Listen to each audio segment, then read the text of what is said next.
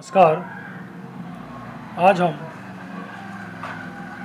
हिंदी शिक्षण के अंतर्गत हार्वर्ड की पंचपदी योजना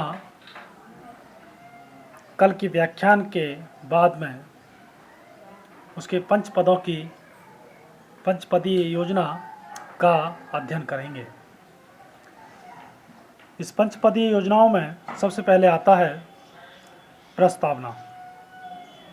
नए ज्ञान को पूर्व ज्ञान से संबंधित करने के लिए पाठ के प्रारंभ में बालकों से 2-3 प्रश्न पूछे जाते हैं अथवा उनके सामने कोई समस्या रख दी जाती है।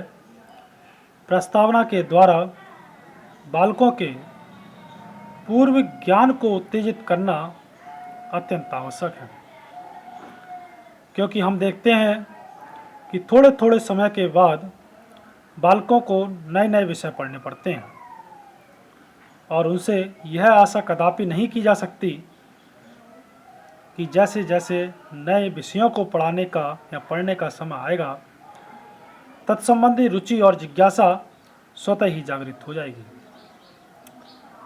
बालकों के पूर्व संचित ज्ञान पर कुछ प्रश्न पूछकर अध्यापक नए ज्ञान के प्रति रुचि और जिज्ञासा जागृत करता है। इसी के अंतर्गत आता है उद्देश्य कथन।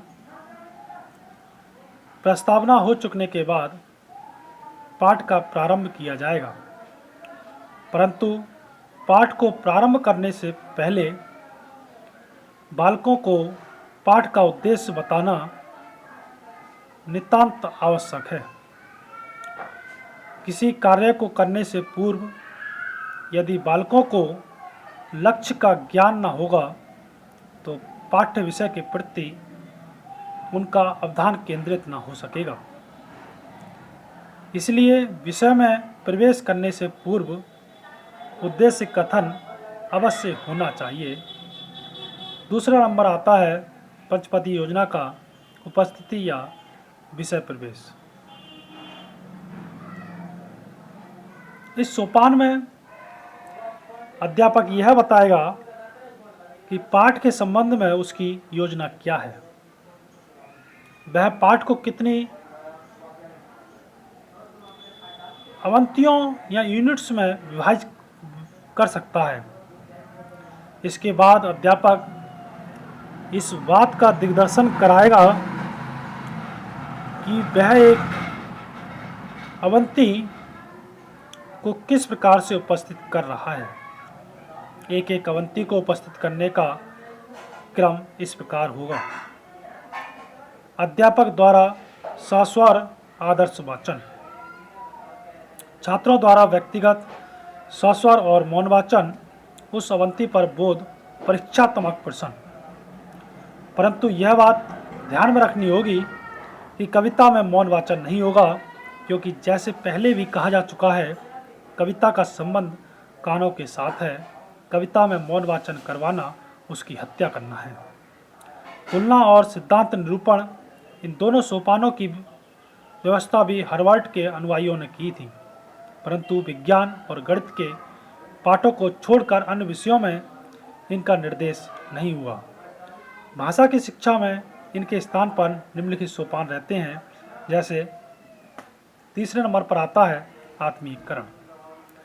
जिन शिक्षा शास्त्रियों के कथानुसार पहले कठिन शब्दों को श्यामपट्ट पर लिखकर उनका अर्थ विद्यार्थियों द्वारा निकलवाया जाता है, जब विद्यार्थियों को अच्छी प्रकार से अर्थ का ज्ञान हो जाए तो उन शब्दों का वाक्यों में प्रयोग कराया जाता है। विद्यार्थियों को शब्दों का अर्थ सीधे रूप में कभी न बताया जाए, अपितु भिन्न भिन्न विधियों पर प्रयोग कर उनसे ही अर्थ निकलवाया जाए। जैसे वास्तविक वस्तु को प्रस्तुत करके चित्र, मानचित्र या मूर्ति के द्वारा, संधि या समास को तोड़कर, प्रयोग के द्वारा, तुलना द्वारा, प्रश्नों के द्वारा, श्यामपट्ट पर रेखा चित्र बनाकर, संकेत के द्वारा, व्युत्पत्ति द्वारा, अंतरकथा द्वारा, अभिनय या अंग संचालन के द्वारा। अगला है विचार विश्लेषण। आत्मीकरण के सोपान में जब शब्दों की विस्तृत व्याख्या हो चुकी और बालक शब्दों के अर्थ को समझकर उनको वाक्यों में ठीक ठीक प्रयोग करना सीख लेवे, तब छात्रों से कुछ ऐसे प्रश्न पूछे जाएं जिनसे पठित अंश का पूरा ब्यौरा निकलवाया जा सके। ऐसे प्रश्नों को विचार विश्लेषणात्मक प्रश्न कहा जाएगा। इसी के अंतर्गत है सौंदर्य निर्देशन। यहाँ अध्यापक को यह सावधानी रखनी होगी कि कविता के पाठ में आत्मीकरण और विचार विश्लेषण के स्थान पर सौंदर्य निर्देशक प्रश्न पूछे जाएंगे, क्योंकि कविता के अंदर हमारा मुख्य ध्येय कविता के सौंदर्य का उद्घाटन करना है। अगला और अंतिम है प्रयोग या पुनरावृत्ति।